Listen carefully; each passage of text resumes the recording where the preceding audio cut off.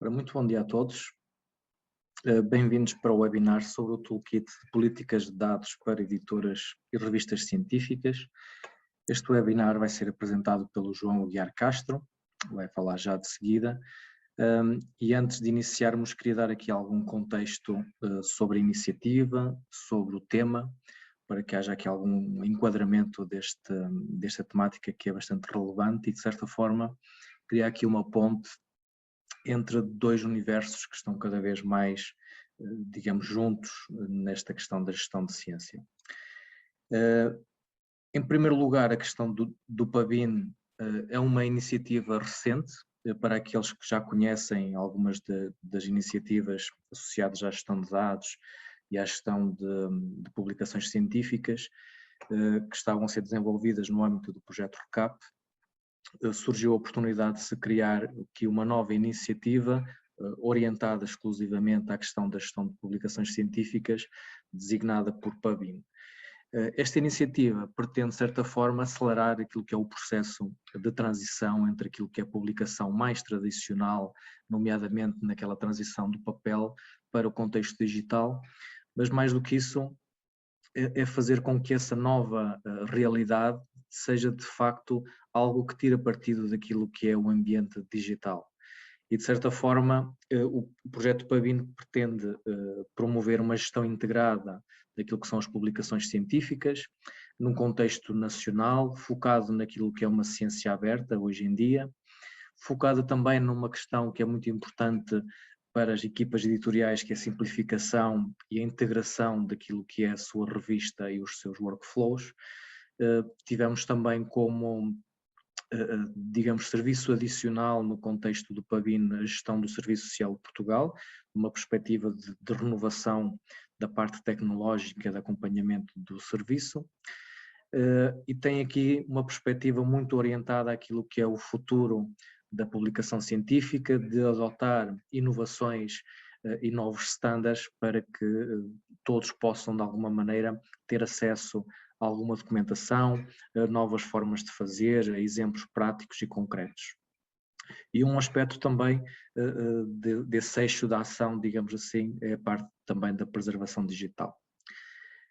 Este projeto tem como parceiros a Universidade do Minho e a IFCT, foi inicialmente financiado por um projeto SAMA,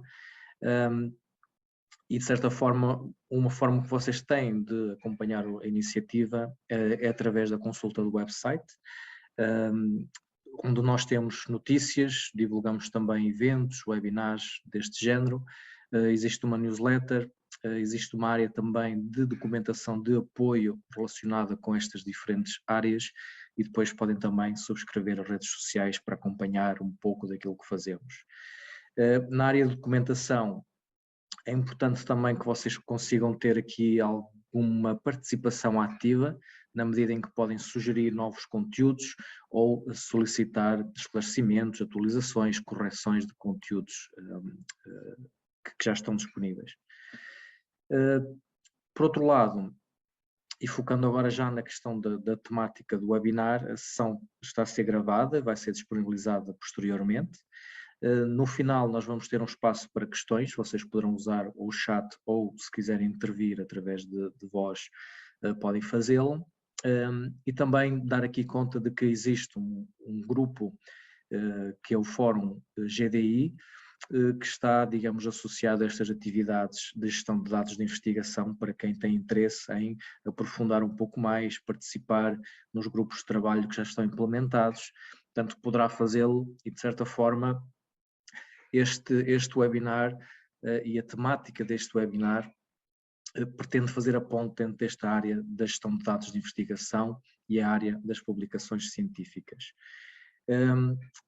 A nossa perspectiva relativamente àquilo que seria a nossa ação no PABIN para poder facilitar a vida a um editor ou uma equipa editorial no sentido de desenvolver uma política para a gestão de dados no contexto de uma revista científica foi, de certa forma, por um lado, fazer face à diversidade que existe de revistas científicas, de temáticas e de possibilidades que cada uma delas tem de implementar uma política que possa ser com mais ou menos exigências, dependendo também daquilo que é o grau de conhecimento ou da prática que cada área científica já adota no seu contexto. E, portanto, de certa forma, o mote para a criação deste toolkit que vai agora ser apresentado pelo João acaba por ser uma ferramenta que vocês podem utilizar de forma a que, independentemente do vosso contexto e da vossa área científica e do nível de conhecimento sobre gestão de dados, vocês possam, para já, iniciar essa parte definindo uma política, digamos, menos exigente numa primeira fase e depois crescer conforme possam ser aquelas necessidades que vocês identifiquem no vosso contexto de revista. Pronto, com isto, deixo aqui o contacto relativamente ao projeto, o info@pavin, para qualquer questão que vocês tenham de futuro, ou mesmo no seguimento deste webinar, e passo agora a palavra ao João Aguiar Castro, que me vai apresentar o toolkit. Olá, bom dia a todos. Espero que me consigam ouvir bem. Vou Sim. partilhar então aqui a minha apresentação.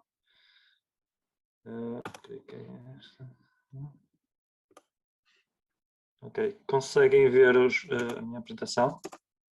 Sim, João. Sim. Ok. Ok. Eu perdi aqui, entretanto, Ok. Acho que já estou em condições de avançar. Portanto, bom dia. Ele está a passar, não está? Porque eu estou aqui com duplo ecrã e estava com dúvidas. Ok, muito bem.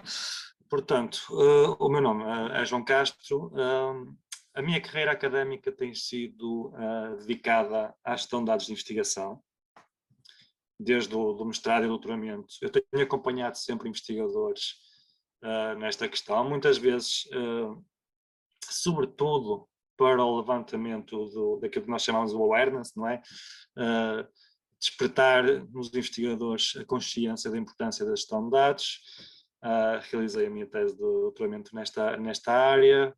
Recentemente tenho estado mais envolvido no desenvolvimento de planos de gestão de dados e também na formação de estudantes de doutoramento em gestão de dados, onde, por exemplo, estas práticas das editoras se tornam também fundamentais para transmitir esses conhecimentos e apelar aos investigadores para participarem cada vez mais neste contexto. Portanto, um bocadinho de enquadramento. Creio que o José Carvalho já avançou com todo o contexto relacionado à execução deste trabalho. Neste webinar, eu proponho-me a apresentar 14 componentes-chave de uma política de dados e os diferentes níveis de implementação, tal como já foi também mencionado. Uma implementação básica, intermédia ou avançada, sendo que em muitos casos, e adaptada à realidade portuguesa, se calhar vamos falar mais aqui de um contexto mais de implementação básica, este é o ponto no momento ideal para agregar os investigadores. Muitos deles estão ainda, como eu digo, a gerar ainda conhecimento nesta área e muitas vezes os recursos ainda não estão disponíveis e, portanto, aqui uma relação entre componentes básicas e intermédias, se calhar será aquilo que podemos apontar numa primeira fase. Implementação avançada, se calhar já estamos a falar de revistas e domínios científicos já com muito trabalho feito nesta área, sobretudo revistas de topo que conseguem dar suporte aos investigadores. Portanto, qual é o motivo pelo qual devemos definir uma política de dados para as revistas científicas? Bem, vemos que essencialmente estamos a assistir a uma mudança de paradigma em que cada vez mais as revistas estão a apostar na adoção de práticas de acesso aberto aos dados e, nomeadamente, também a promover a adoção de boas práticas por todos aqueles que se movimentam no ecossistema da ciência aberta.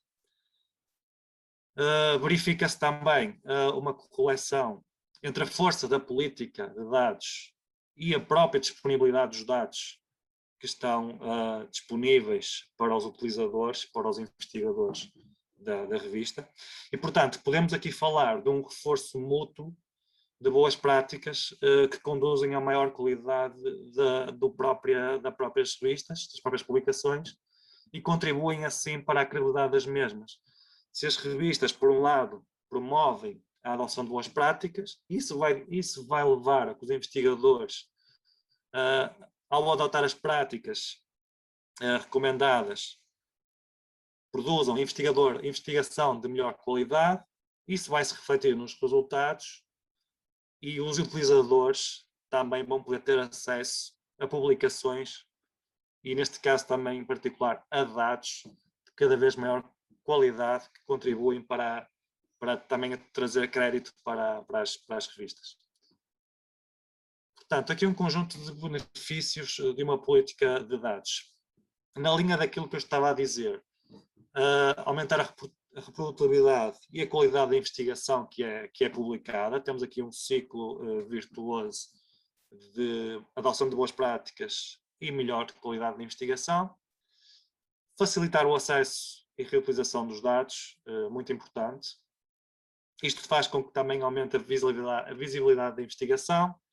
Pode trazer o número, em situações ideais, aumenta o número de citações e o crédito académico para os investigadores. Vai também promover a consciencialização relativa às licenças, preferencialmente licenças de acesso aberto. Facilita também a ligação entre recursos, entre publicações e dados e standards para a adoção de boas práticas.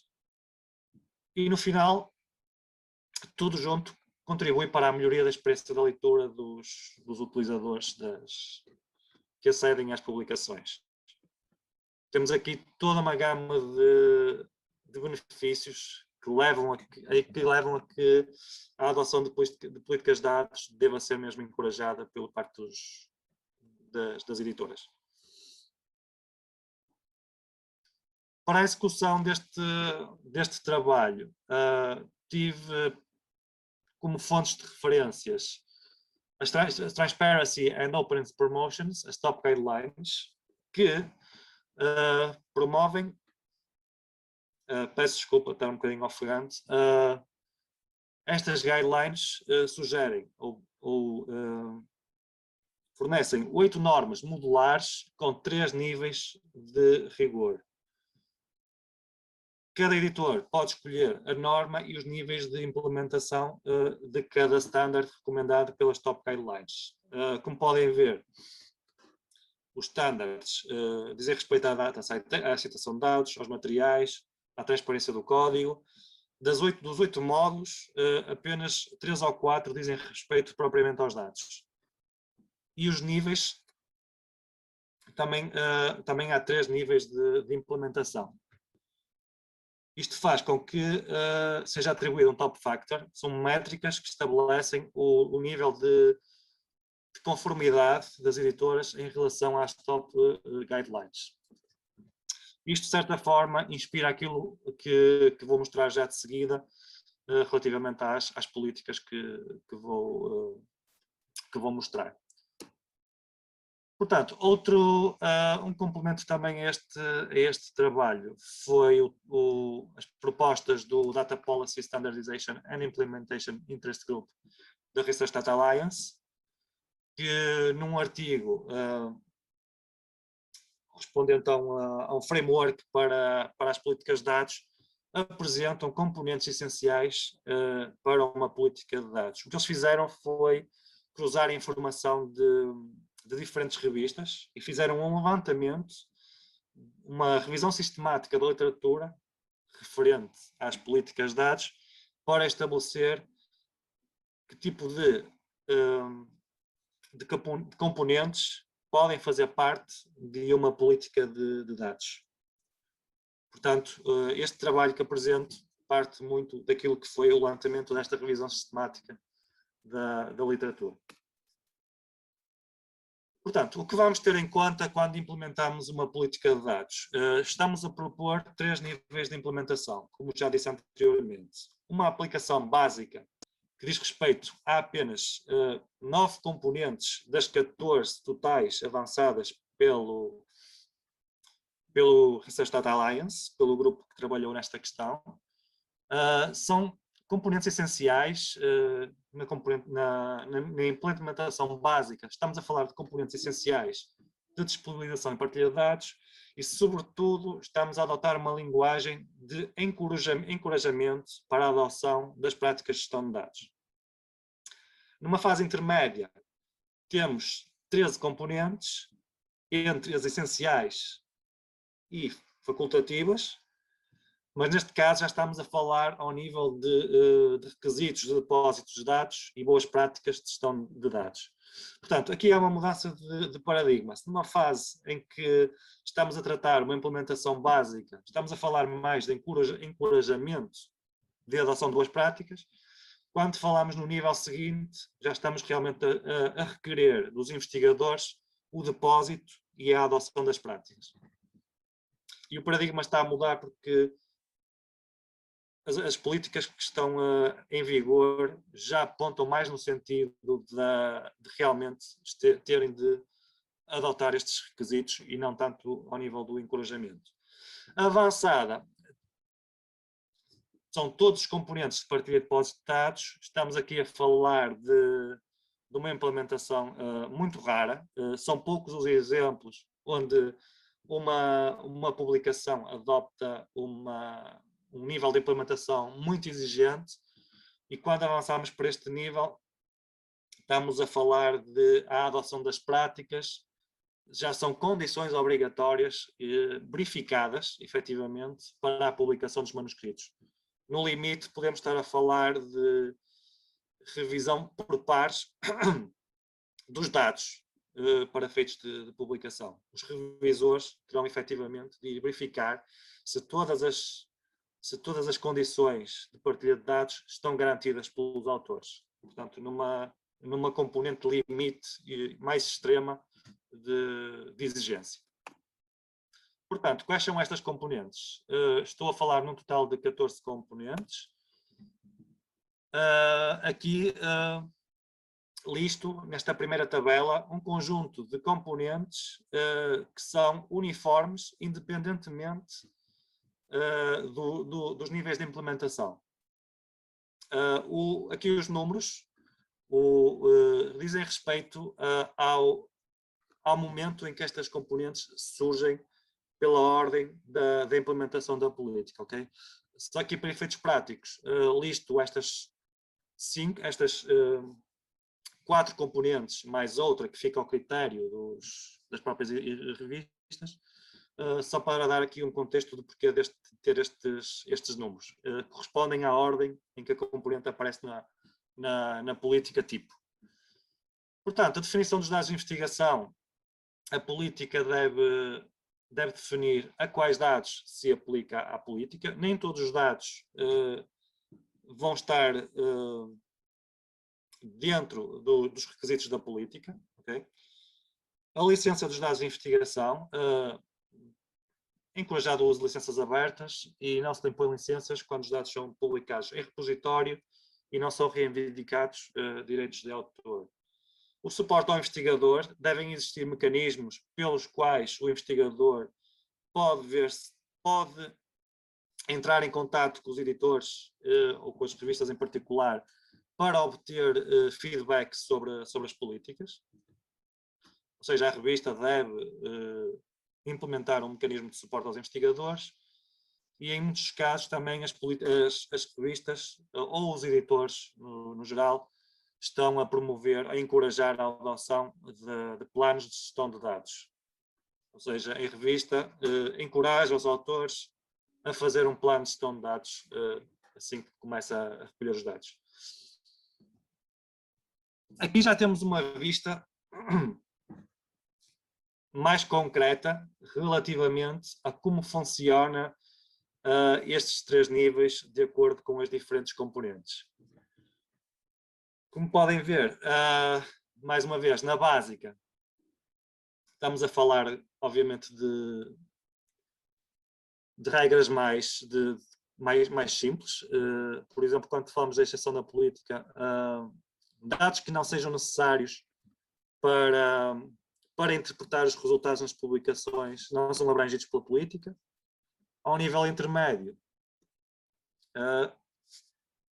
os dados sensíveis, por exemplo, são partilhados de acordo com a revista. Tem que haver aqui uma negociação sobre dados que não caibam neste primeiro ponto, na definição dos dados ao quais a política de dados se aplica. Em casos de exceções, num nível intermédio, isso tem que ser um acordo estabelecido entre os autores e os editores sobre que tipo de dados é que não caem dentro ou que são excepcionais na política. Períodos de embargo. Eu tenho um exemplo mais concreto mais à frente, mas, por exemplo, na componente básica, da implementação básica, os embargos são permitidos, na intermédia depende de acordo, e na avançada os embargos não são permitidos. Outros pontos dizem respeito a materiais adicionais como informação complementar. Numa componente básica, por exemplo, a partilha de materiais, de dados como materiais adicionais ou como informação complementar é desencorajado. Se permitam-me só respirar aqui um bocadinho, peço desculpa. Repositórios de dados. Eu vou dar também um exemplo mais concreto já de seguida. Em respeito à aceitação de dados, numa fase de implementação básica, é encorajada com a atribuição de um DOI. E aqui é um caso muito em particular em que só temos dois níveis. Na fase de implementação intermédia e avançada, a citação dos dados é verificada efetivamente como uma condição de publicação. Daí eu estar a usar esta cor mais forte, em tons de vermelho, mesmo referendo à fase intermédia, para mostrar que a citação deve ser feita e é verificada como condição de publicação. Quanto às restantes componentes, a componente 9, declaração de disponibilidade dos dados, é uma componente essencial das políticas de dados. Os investigadores devem se comprometer a elencar de que forma é que os utilizadores podem ter acesso aos dados que suportam as publicações e, em alguns casos, esta declaração pode ser requerida como condição de publicação e, numa fase mais avançada, a declaração tem que ser compatível com as políticas da revista. As restantes componentes, os formatos de dados e de standards, a partilha obrigatória de dados específicos ou a partilha obrigatória de todos os dados e a revisão por pares, são componentes facultativas. Geralmente só aparecem numa implementação intermédia ou avançada. Estamos aqui a falar já de componentes muito mais rigorosas, no sentido em que, se calhar, numa fase inicial de implementação da política com investigadores, com utilizadores da revista, que ainda não têm muito know-how de gestão de dados, que se calhar não devem ser implementadas numa fase inicial, sem que haja uma negociação, se calhar, com os diferentes stakeholders.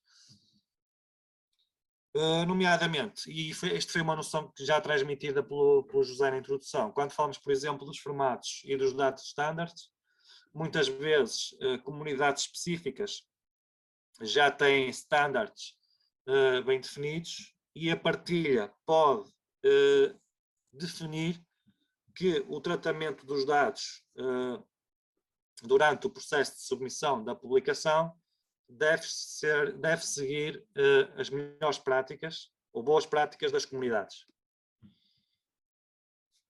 Em muitos casos, a partilha de dados, alguns dados específicos podem ser mesmo obrigatórios de partilhar e, em alguns casos, todos os dados são mesmo para seguir a política.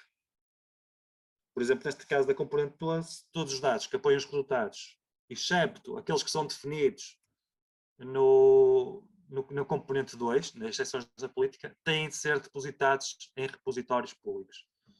Ou seja, há aqui mesmo uma exigência de conformidade para que os dados tenham mesmo que ser publicados. E todos os dados referentes às publicações. vou só dar aqui alguns exemplos concretos de como é que a informação está organizada no toolkit. Para cada componente, nós temos listados uma definição para o período de embargo. O embargo deve define o embargo à partilha dos dados de investigação e tem uma descrição mais detalhada sobre o que se entende nesta componente. Ou melhor, porque é que esta componente é essencial? E temos também esse textinho que explica porque é que o período de embargo é uma componente que devem ter em conta quando adotarem as vossas políticas, se for esse o caso, de dados. Neste caso, o direito dos investigadores à primeira utilização dos dados gerados durante a investigação é um princípio amplamente aceito da partilha de dados. Devem ser estabelecidos períodos de embargos razoáveis, de acordo com a disciplina, o tipo de dados e o estudo. Estamos a falar aqui de recomendações que quem lançar uma política de dados deve ter em conta, especificamente no contexto dos períodos de embargo. Portanto, e para todas as componentes é apresentado um texto de standard que as revistas podem apresentar aos utilizadores, aos investigadores. Para cada nível é apresentado um texto standard.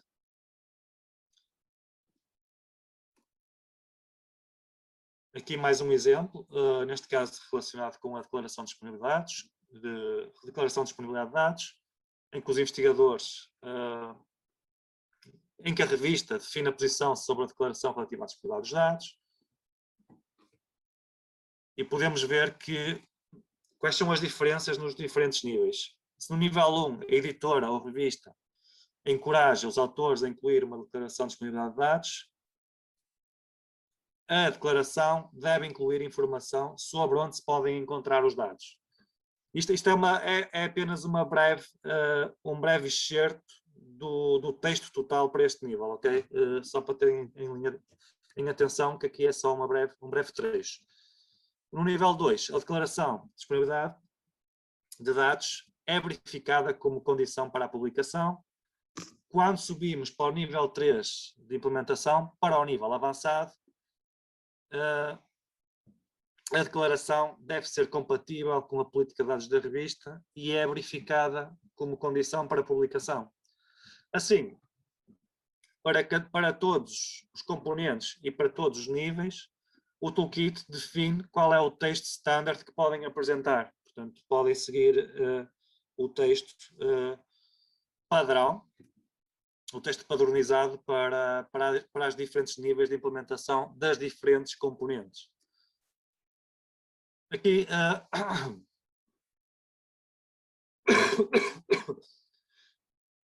aqui mostra um exemplo da revista PLOS ONE e como é que isto é apresentado não é como é que é apresentado o Data Availability Statement aos investigadores, conforme disponível na política, mas sim o resultado prático de um autor que prestou um Data Availability Statement. Okay? Podem ver que o investigador descreve aqui quais são o contexto de execução do estudo e que os dados não podem ser disponíveis ao público.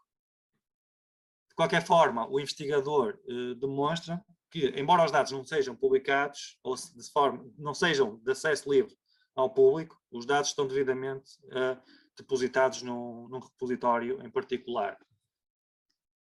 Do outro lado, temos como é que esta informação aparece nos diferentes artigos, onde o investigador diz que o dataset está disponível no repositório X. Okay?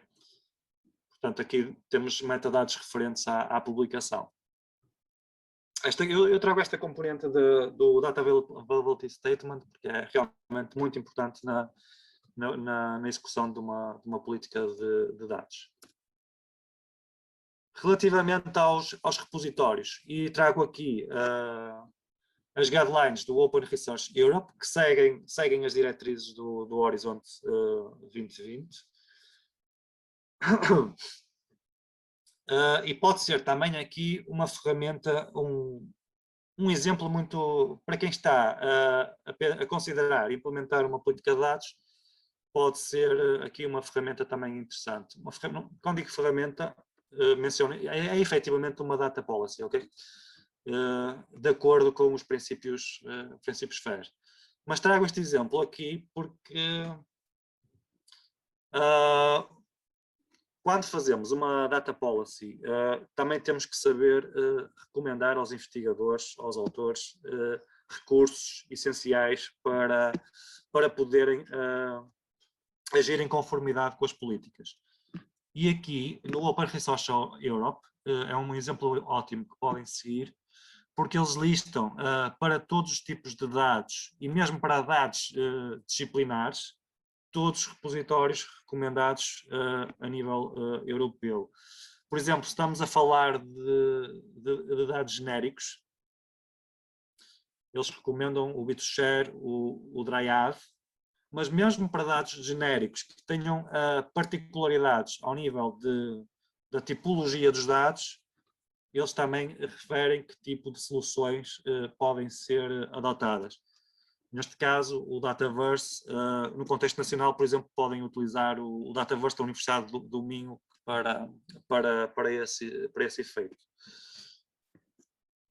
E, portanto, também fornece uma lista muito abrangente de repositórios por domínio científico. Portanto, eu gostava de deixar esta nota. O Open Resource Europe, nas suas Data Guidelines, já fornece um grau muito detalhado de onde os dados podem ser publicados de acordo com as características dos dados ou mesmo de acordo com os domínios científicos. É um recurso para terem atenção. Níveis de implementação. Neste caso, da Wiley, o que eles mostram na prática é uma implementação daquilo que temos estado a falar. Ou seja, para diferentes revistas desta editora, eles definiram diferentes níveis de implementação, como podem ver. Também de acordo com as particularidades de cada disciplina e com o nível de recursos existentes para cada disciplina e o modo como as comunidades já estão, de certa forma, algumas delas muito avançadas nesta área. Por exemplo, vemos que aqui na Geoscience Data Journal e no American Journal of Politics and Science, o nível de exigência é elevado. Portanto, os mandatos são para a partilha de dados e mesmo na revisão de dados, os revisores têm que seguir as políticas. Todas as componentes são requeridas. Enquanto que, por definição, no primeiro caso, por exemplo, a partilha de dados é encorajada, as diferentes componentes são opcionais para a maior parte, ou seja, por defeito, e enquanto em revistas ou jornais particulares, já temos diferentes níveis em que os editores podem conjugar as diferentes componentes. Umas podem ser obrigatórias, enquanto outras podem ser opcionais. Para terminar, gostava apenas de deixar algumas recomendações gerais. Portanto, quando estiverem, se for esse o caso, a implementar ou a pensar em implementar uma política de gestão de dados, devem comunicar os requisitos numa linguagem clara e consistente. E, sobretudo, de acordo com a comunidade para as quais as políticas são relevantes.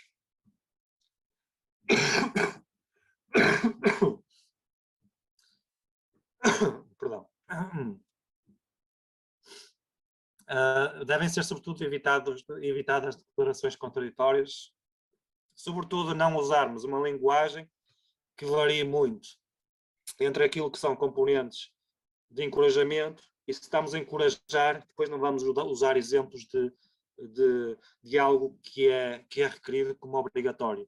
Okay? Manter uma linguagem coerente quando se comunicam as políticas, de certa forma envolver os utilizadores no processo. Tentar com que aquilo que comunicamos através da nossa política esteja de acordo com o perfil dos nossos utilizadores, sobretudo se estamos a falar de comunidades muito específicas. E neste caso, resulta bem fazer algum benchmarking de políticas de dados de publicações na mesma área. Okay? Convém ter isso em atenção. Envolver os stakeholders na comunidade, na elaboração e implementação das políticas de dados. Manter sempre pontos de contato em abertos com aqueles que vão ser o nosso público-alvo. Quer se tratem de autores a publicar, ou mesmo até de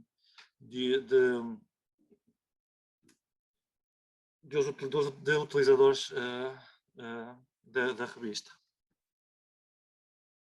Portanto, se tivermos linhas de comunicar antecipadamente e essa comunicação for fluida entre a editora e os autores estão em condições de antecipar requisitos e trabalhar antecipadamente para quando chegarem à fase da publicação poderem agir em conformidade com as políticas adotadas. Portanto, neste processo, também saber sempre recomendar recursos aos autores, quais são os melhores repositórios disponíveis na área, para a aceitação de dados, que tipo de standards é que podem utilizar, ou seja, as editoras terem esse conhecimento de recursos disponíveis para as comunidades, para poderem providenciar esse suporte aos investigadores. Uma boa prática seria, por exemplo, aproveitar workshops e conferências e reuniões profissionais onde diferentes stakeholders estão envolvidos para obter consensos na elaboração das políticas de dados. O Fórum de Gestão de Dados de Investigação é aqui um ótimo exemplo onde isso pode acontecer. É um evento que reúne os diferentes stakeholders, os investigadores, pessoas relacionadas com a coleta de dados, pessoas a trabalhar em repositórios de dados e editores, onde se podem reunir para, efetivamente, gerar consensos em termos de caminhos a seguir, em termos de política de gestão de dados.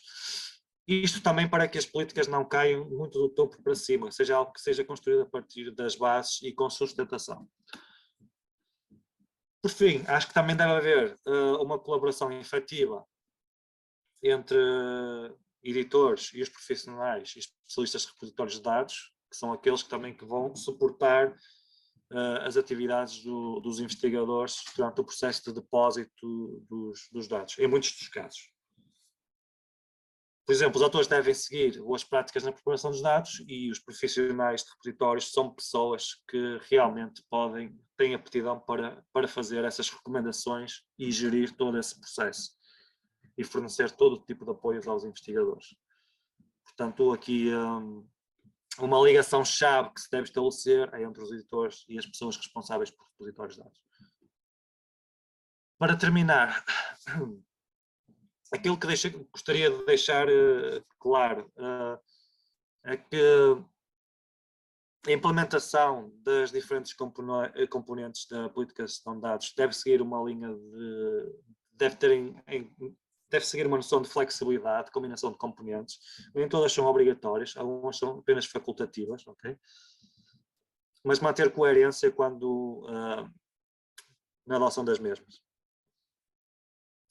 Verifica-se que há um número cada vez maior de revistas a implementar políticas de dados e a fomentar essa partilha dos dados que suportam as publicações. Portanto, é uma prática muito corrente e vemos cada vez mais novas políticas a surgirem e uma mudança de paradigma de uma fase de encorajamento para agora serem realmente mais exigentes ao nível daquilo que requerem dos autores.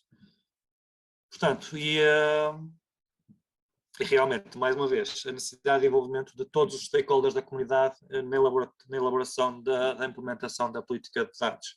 Ou seja, não trabalhar em isolamento e tentar envolver sempre que possível pessoas os stakeholders essenciais para levar a cabo e para todos agirmos em conformidade com as políticas de acesso aberto.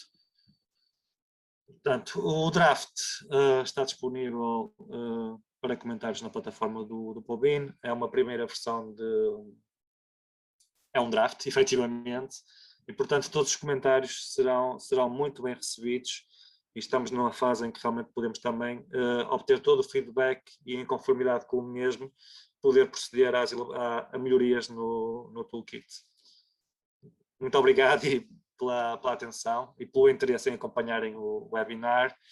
Pronto, e peço desculpa também por não pelas minhas limitações e não estar na minha melhor condição. Obrigado, João. Obrigado, eu.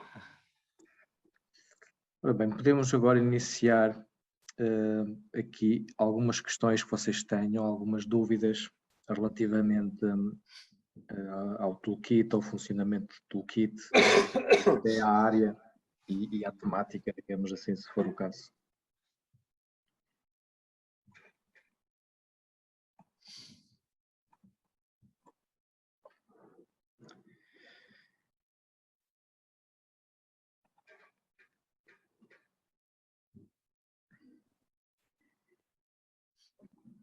Enquanto vocês pensam nas perguntas, vou só deixar aqui 2 ou 3 aspectos que acho que é importante considerarem, que é, por um lado, a área de gestão de dados é algo que está, digamos, a ter cada vez mais interesse por parte da comunidade científica, é cada vez mais considerado algo relevante neste contexto de gestão de informação científica.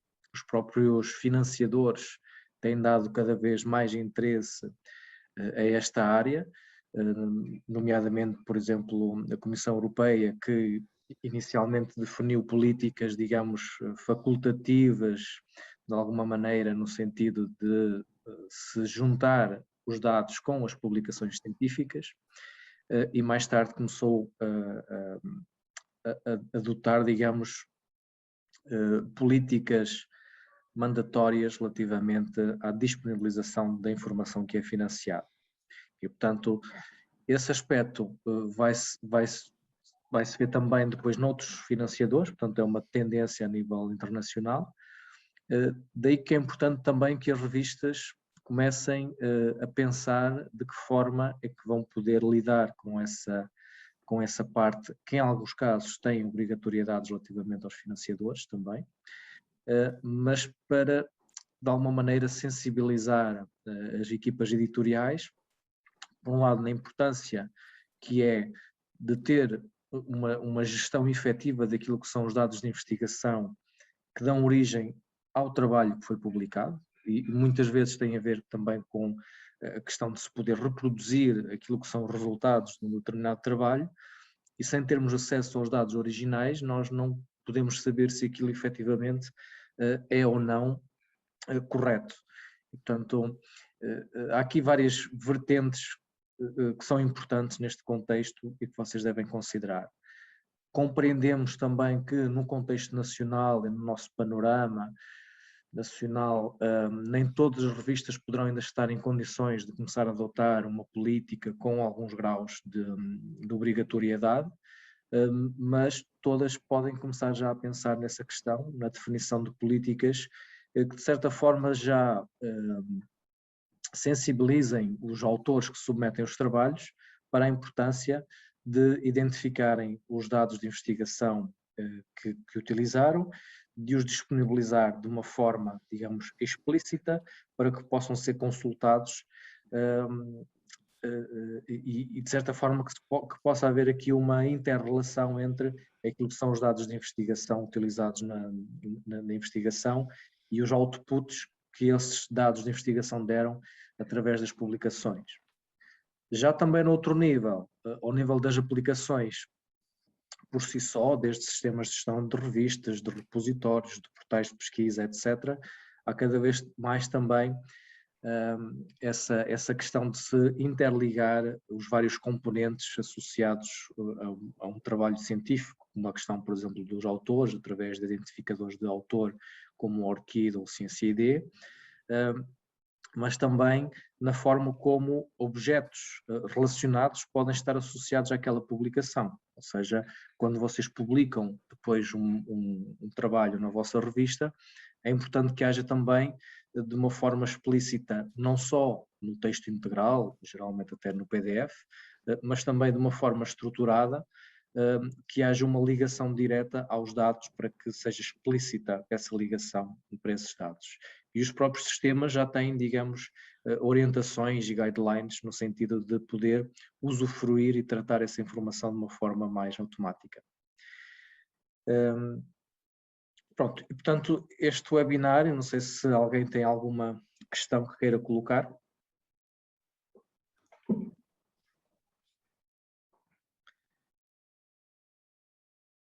Ok, para já ainda não. O que eu queria dizer é que é importante que vocês comecem a ponderar esta, digamos, temática no contexto daquilo que é a discussão nas revistas e na equipa editorial, de certa forma, no sentido de adotar esta e outras questões que nós temos vindo a promover e vamos ainda promover no contexto do Pubin, que de certa forma estão sobre a alçada, digamos assim, daquilo que é o conceito da ciência aberta, uma ciência que se quer mais transparente, que se quer mais rápida, que se quer um pouco mais interoperável do que aquilo que nós temos visto até agora. E que no final vai permitir, digamos, facilitar toda a parte da gestão, porque se nós tivermos políticas bem definidas, todo esse processo se torna mais fácil.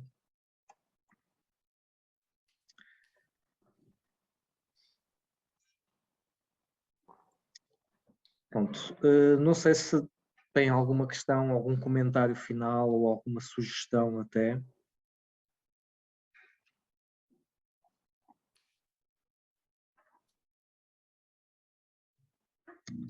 Pronto, sendo assim, resta-me agradecer a vossa participação. Sim, alguém queria dizer alguma coisa? Sim, eu queria fazer uma pergunta lá. Bom dia a todos. Bom dia.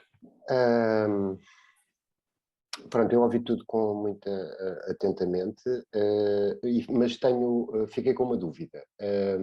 Quando se fala, portanto, da disponibilização dos dados que suportam determinado artigo, que, portanto, depois é publicado, portanto, estamos a falar de dados que resultam de investigação laboratorial, ou eventualmente também da recolha de dados por outros métodos, como inquéritos ou entrevistas, etc. E, portanto, faz-me todo o sentido, a disponibilização desses dados de forma a que as conclusões e as reflexões apresentadas pelo autor possam, portanto, ser verificadas por terceiros e até eventualmente utilizadas para outras progressões de investigação sobre o mesmo assunto. A minha questão é, ou algo se me escapa, portanto, ou eu não estou a ver portanto, o panorama todo. Por exemplo, a dúvida que eu tenho é artigos ou revistas cujos artigos, por exemplo, numa vertente no domínio das ciências sociais, e eu aqui fazia um parênteses e talvez para ressalvar a particularidade da sociologia, que recorre muito a inquéritos e a dados e depois faz tratamento estatístico para retirar conclusões. Portanto, fazendo esse parênteses em relação à sociologia, mas, e centrando-me, portanto, por exemplo, artigos de âmbito histórico, onde não existem esses dados, porque a matriz, o material de utilização são fontes, portanto, são documentos. A minha pergunta é, isto não se aplica nesse caso ou pode-se aplicar nesse caso? Nesses casos. Que, a sua pergunta, sem força então, João, força. Sim, obrigado pela pergunta, muito, muito pertinente, e é sempre algo de discussão. Este entendimento que fazemos dos dados. Eu tinha quando comecei agora a dar as aulas a estudantes de doutoramento, essa é a primeira questão que surge, mas estamos a falar de dados, estamos a falar do que é propriamente. Portanto, essa questão é muito pertinente.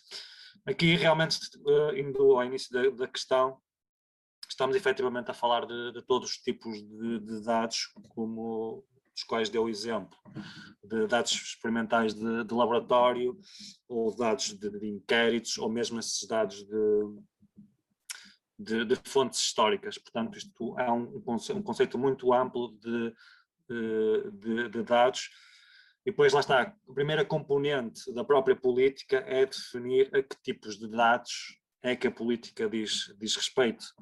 E isso vai muito em conta da própria comunidade científica em que a revista em particular se insere.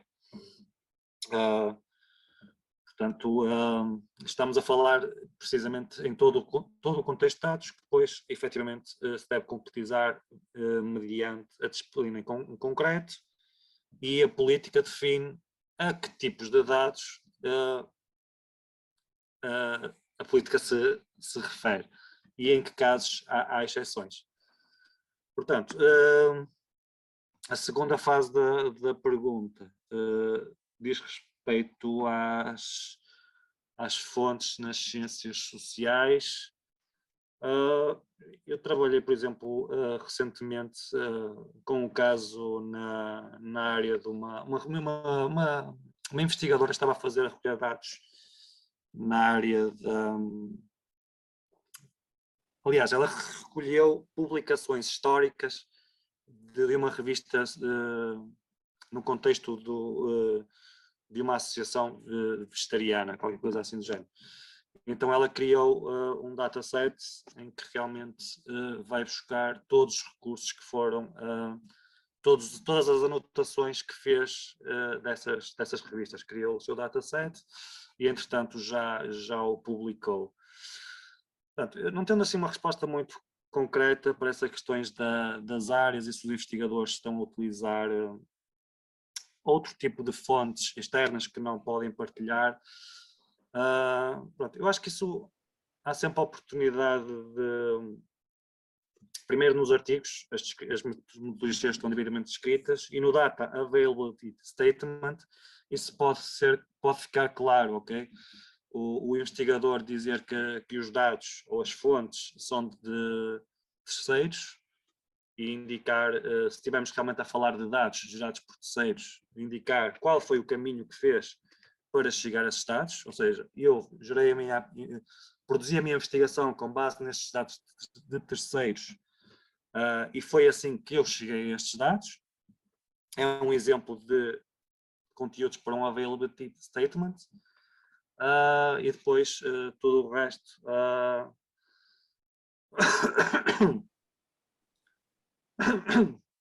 diz respeito ao tratamento dos dados que o investigador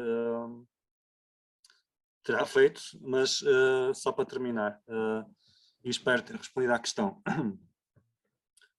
Esses dados cabem claramente, esses dados das ciências sociais, resultantes de inquéritos, cabem perfeitamente numa política de dados, e há muitos bons recursos para onde esses dados estão acessíveis ao público e repositórios sofisticados. Aliás, eu diria que as ciências sociais são das áreas onde têm os estándares para a gestão de dados mais evoluídos. Nomeadamente o Data Documentation Initiative, que produz metadados e tem muita documentação orientada para estas questões. Não sei se o José que também querá dar a sua... Eu queria... Sim. Tentar a querer interromper, queria adicionar aí ou reforçar alguma parte do meu ponto de vista.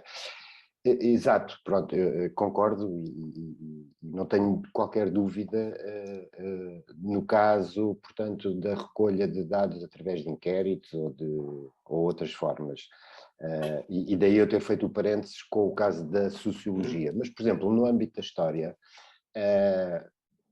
o material utilizado, em grande parte, não exclusivamente, mas em grande parte, serão documentos de arquivo que pertencem a instituições. Esses documentos inerência da própria disciplina, da própria área, eles são referidos no texto, sob a forma de nota de rodapé ou na narrativa do texto, etc, etc. E é aí que me faz confusão, ou quer dizer, ou é a minha pergunta, se isto se aplica ou não neste caso, porque os documentos pertencem, portanto, a instituições de arquivo, eles estão identificados, diz-se qual é que é a localização, qual é que é o arquivo, a localização, a identificação do documento, do fundo, da série, etc, etc, etc.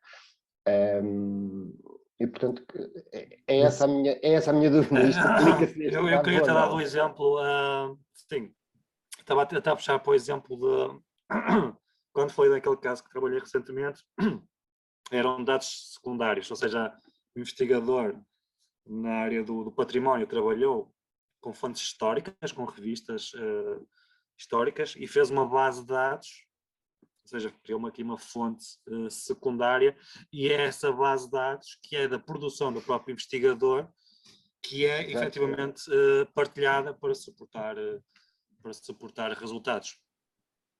Aqui realmente diferenciava entre aquilo que são as nossas fontes até bibliográficas, que fazem parte do componente essencial do próprio artigo, a nível das referências e notas de rodapé, como muito bem mencionou.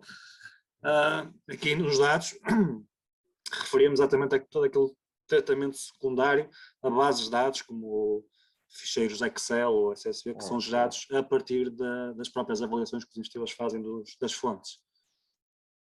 Portanto, tudo o que seja anotações feitas pelo investigador ou a base de dados que o investigador cria, aí sim já estamos a falar em dados. Aí já se aplica isto, ok. Sim. Ok. Dou-me por satisfeito com a explicação. Obrigado. Sim, obrigado pela questão e pela pertinência da mesma. Não sei se há mais alguma questão, alguma dúvida que queiram aproveitar este momento para esclarecer.